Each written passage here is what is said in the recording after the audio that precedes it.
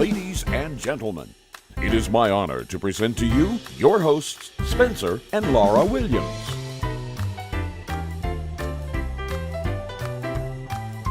Hey everyone, I'm Spencer. I'm Lara, and we're married with board games.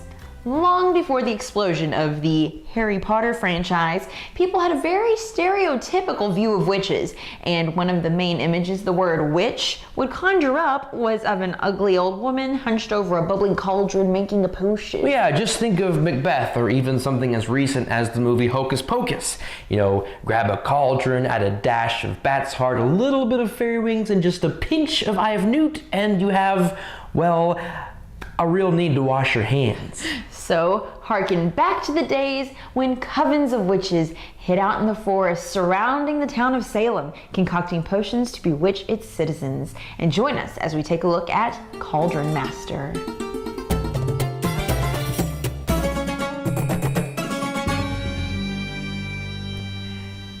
Cauldron Master is a set collection card game for 2 to 4 players from Alley Cat Games. Now, quick reminder that this is a Kickstarter preview copy of the game, so the artwork and card design you see here are not final. In Cauldron Master, your goal is to collect sets of ingredient cards using witches. Players will then place the ingredients in cauldrons to gain spell points. The more ingredients of the same type collected, the more potent the potions are, and the more spell points a player will receive. Whoever has the most points at the end of the game wins. And we want to show you a closer look at those ingredients, cauldrons, and on the witches to give you a better idea of what you'll be getting if you decide to back this game. This is everything that you will get in your copy of Cauldron Master. Since it is a card game, it is very handy that it all comes in a box together like this. That would be easy to transport, easy to carry around. So firstly, I'd like to start with, this is our deck of witches. Each player gets 5 witches, 1, and see they each have a special text at the bottom. And so they allow you to do, or they restrict you to do certain actions on your turn. But then there's also a corresponding number up here in the corner as well to tell you what order you will be playing in. Whoever plays the lowest number first gets to go first. Next to that are our ingredients. There are 3 kinds of ingredients as far as how easy they are to find as you play the game. Green are the easiest to find. There are always more of those accessible. After the green, it's orange. Orange is the next easiest to find, and then the reds are the hardest. As you can see, I can't even find one in the deck right now. There we go. There's one. And as you can see down here at the bottom, that corresponds, since the red are so hard to find, they're worth more points. The more that you get, 1 is worth 4 points, 2 are worth 12 points, and so on and so forth. Same with the orange, since they're medium, they're not worth quite as much as the red, but I mean, still a decent amount of points there. And then with your green cards, they're even lower than the orange. And within those colors, though, it has to be the actual individual type of ingredient. So I can't have frog's blood and snake skin to equal the 6 points. It would need to be another snake skin to get up to 6 points, or it'd need to be 2 more frog's blood to get me up to 12. So that's something in there. Even with the colors, you do have to look out for the specific individual ingredient. Here is the stack of basic cauldrons that each player will start out with, and you can see that these require specific things as well in order to make that particular potion. This one only requires 1 green card, 1 orange card, and any other card. So it could theoretically be another green card or another orange card, but you do need one to fulfill those actions as well. Every player will get one of these, and then throughout the game there will be a selection of other cauldrons to choose from, and these are each going to have more requirements on them, but they also can cause you to lose a point, or some won't cause you to lose any points. But you see it's extremely varied.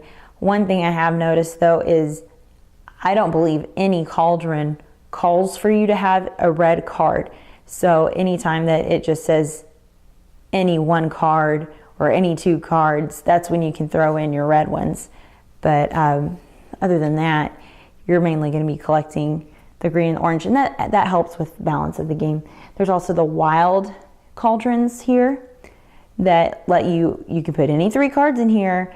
So you're not having to meet any particular stipulations of these cauldrons here. However, once you total up that cauldron or you score that cauldron, you're going to lose 2 points off of your score. So one of the things that we like to start with on our reviews, because it is your first impression of the game, is the artwork. What do you think? I like it. I think it was done very well. It works thematically with the theme of the game, and I think it also helps set the mood of what you're doing as far as pulling ingredients and dropping them in cauldrons. Right, yes. And I think it's very cohesive. Yes. Nothing seems like, well, this particular piece of artwork just came out of left field. It doesn't fit with the rest of this. It all works very nicely together. Especially, I love the witches. Yeah, the witches are pretty cool. They're my favorite, and I love that they did make this inclusive. Just because witches are normally regarded as women, and wizards are always men. But I have heard of, in some particular kinds of lore and myth or whatever, or what have you, witches being men. And so I like that they did incorporate that. There's a man witch. There are a couple of man witches. Yes. And man witches? That's Sloppy Joes. Yes. You are not going to be getting a Sloppy Joe in your game. But there are a couple of witches of the male persuasion. How about that? Man witch. I like it. I like the artwork. Yeah. It is, and it's very well executed. Yeah. It's pretty to look at. I like to look at it. And moving on, the graphic design is really cool. Yes, it works so well with the artwork and keeps thematically with ingredients and bubbling cauldrons and the only thing I would say though, and this might be because it's on a finalized copy, but the colors of the ingredients are orange, red, and green. Now, if you just glance, the orange and red are very close together. I can see, I have heard before, I mean, there are those people who are colorblind or they're colorblind only to one particular color. And I personally didn't have any trouble telling apart the red or the orange. I can see though how people would have that problem. Well, for me, colors fade over a while.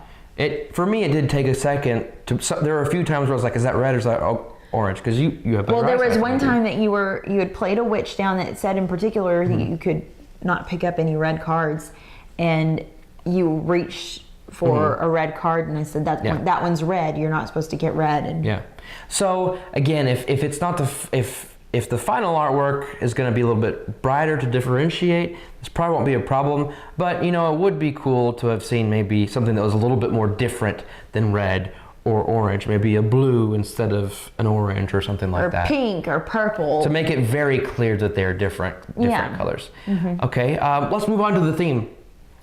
It's a cool theme. I like it. You don't see too much of it. Oh, and like you were saying, or like we said at the beginning, that before Harry Potter, witches brought something different to mind. This makes me think, a little bit of Hocus Pocus, but it also makes me think of Practical Magic. I don't think you ever saw that movie. But it makes me think of those kinds of witches too. Yeah. Or even the Macbeth witches. Because of the particular ingredients, just because in high school, that was one of the things we had to memorize was the witch's song. And I always think of that when we play this game. But do you think, other than really the artwork, the theme holds up very much? I guess you could. The way that the game works, as far as the gameplay, you could pick another theme. Yeah. I don't feel it's that strong other than the artwork, but that's just me. It's a set collection game, so you really could kind of. It's not that the theme is essential, but I think it's well executed. Yeah, that's true. That's true. It conjures to mind Boo. the witches very well. Yes. Okay. So moving right along, I mentioned set collection. So yes, this is pretty basic set collection game, right? Right, but on top of that, there's also another mechanic that we've not been able to pinpoint what it's called exactly, but it's just like in Mission Red Planet of having to decide when it's time to select which you're going to play. Do you need to go first, or is it very, very important that you Get the effect of the witch. Yes. Which one's more important to go first, or get the effect Or do you you need? think, and do you trust that the effect of your witch is going to be effective Yeah. after the other player has possibly gone and taken cards because Yeah. you don't replenish them after? So I haven't seen that in a set collection game, so that's cool. Yeah. It was implemented well in this. And if anybody knows what that mechanic is called, please tell us, because we Yeah. like it. We think it's very a cool, interesting thing to have in there.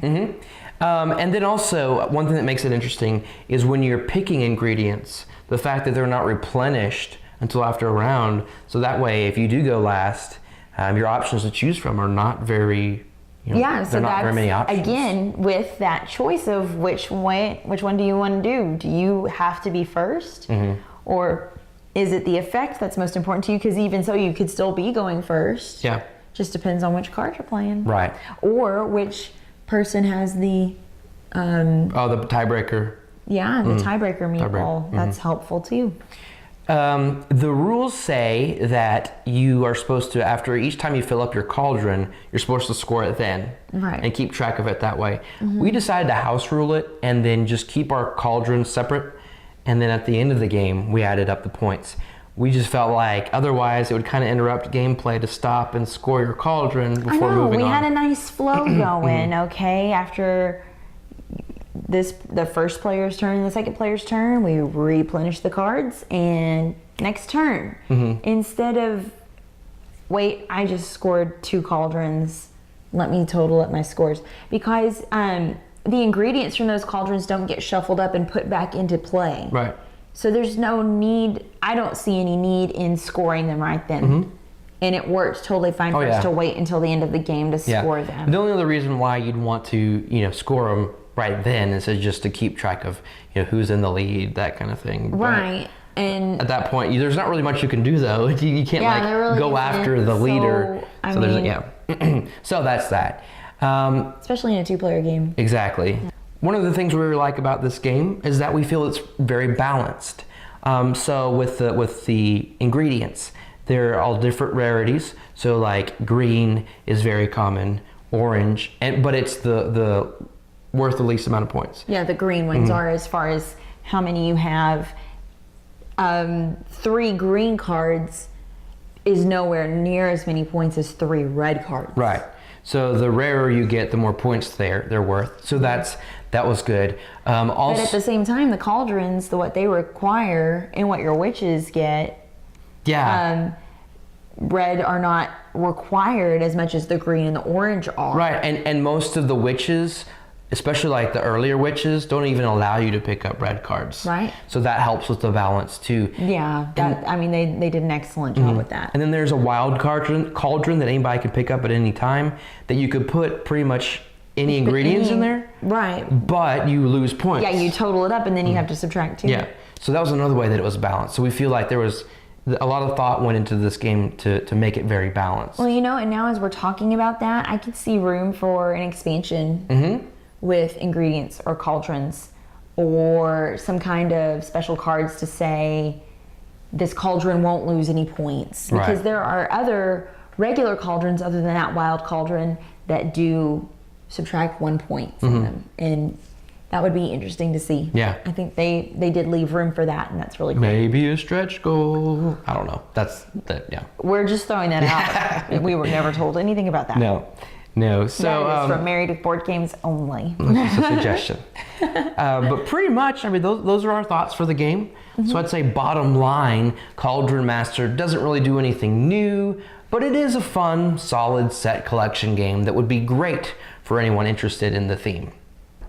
While Cauldron Master doesn't really bring anything revolutionary to the table, it is marked by a solid design, well-executed artwork, and it's extremely well balanced. For a quick and easy to learn set collection game, you can't really go wrong with Cauldron Master. Just know that it is pretty light and we didn't find a whole lot of strategies to explore. But all of that to say, we think you can safely put your support behind this game and expect a good quality product. We're going to box this one up for now. For all of our contact information and social media links, visit our website at marriedwithbg.com. Thanks for watching, my pretties! That was a bit much. Think so?